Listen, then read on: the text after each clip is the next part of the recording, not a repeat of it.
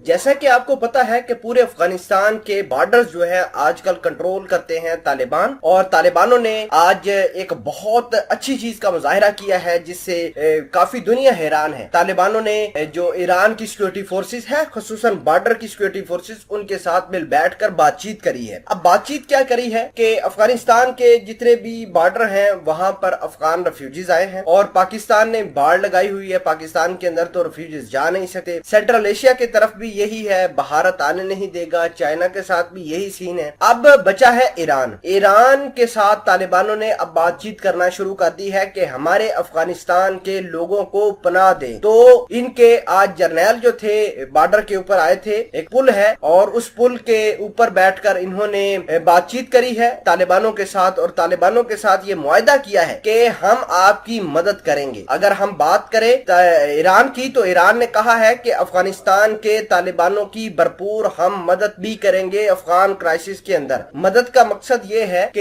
ये जो जंग कर रहे हैं उसमें इनकी मदद करेंगे। नाजरीन ग्रामी, इतलात तो ये भी हैं कि खुफिया तरीके से अब मुआहदे होना शुरू हो गए हैं तालिबानों के साथ, क्योंकि दुनिया को इस बात का पता चल गया है कि तालिबान आए ही इधर अपनी गवर्नमेंट स्टैब्लिश करने के लिए है। तो बेहतर है कि तालिबानों के साथ हम इनको लेकर आगे चलें, इनके साथ मामलात करें। अब हो सकता है कि तालिबान जो है ईरान की मदद से अशरफ गनी को पीटे। तो मामलात क्या हैं, किस तरह के मुआहदे हो रहे हैं तालिबानों के साथ दीगर ममालिक के, तमाम तर चीजें डिस्कस करेंगे। छोटी सी गुजारिश है कि आप हमारा यूट्यूब चैनल हसनात टीवी को सब्सक्राइब कर लें, घंटी के निशान को दबा लें ताकि लेटेस्ट न्यूज आप तक बर वक्त पहुंचती रहे। नाजरीन ग्रामी, बहुत सारे इलाके ऐसे हैं जिन पर अब मुकम्मल तौर पर कब्जा है तालिबानों का। तालिबान न सिर्फ 90%, अब 100% इन बॉर्डर्स को कंट्रोल करते हैं। तो जैसे जैसे अमेरिका, भारत और जो अशरफ गनी की सिक्योरिटी फोर्सेस है वो एयर स्ट्राइक्स कर रही हैं, वैसे वैसे मकामी लोग जो है वो निकल कर यहाँ से ईरान जा रहे हैं। तो ईरान के साथ उन्होंने बातचीत करी है तालिबानों ने कि ये हमारे रेफ्यूजीज हैं, जैसे ही हमारी गवर्नमेंट एस्टेब्लिश होगी हम इन रेफ्यूजीज को बाहर बुला लेंगे, वापस बुला लेंगे। क्योंकि पाकिस्तान ने